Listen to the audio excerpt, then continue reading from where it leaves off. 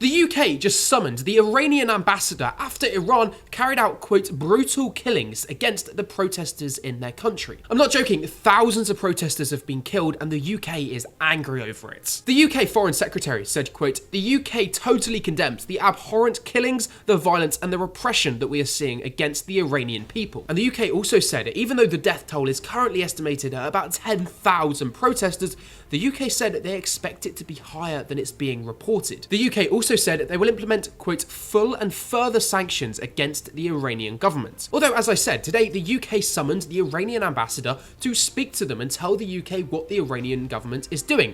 The problem with that, according to reports, is that meeting lasted just 9 minutes, suggesting he was probably kicked out of the UK government building. But it's not just the UK that's done this. In fact, France, Spain, Finland, Belgium, Germany, and loads of other European countries are also summoning their own Iranian ambassadors to their countries to find out what the hell the Iranian government is doing to these protesters. But it's kind of fair enough. There's a few videos that are coming out, even though the Iranian government has banned the internet, and the Iranian police and military are literally opening fire at Iranian protesters in the country. And the UK accused Iran's leaders of, quote, peddling its manufactured narrative of foreign manipulation. In other words, the UK says that these protests are completely real and they're against the government of Iran, quite rightly, whereas Iran, on the other hand, is saying they're funded and backed by other countries. This is still huge news though. The Iranian ambassador to the UK might have been kicked out of the meeting. It lasted only 9 minutes, but it also shows that the UK is really condemning Iran right now in response to how they're dealing with the protests in Iran. Of course, things are getting a lot worse, which is why you should follow me for some more global news like this.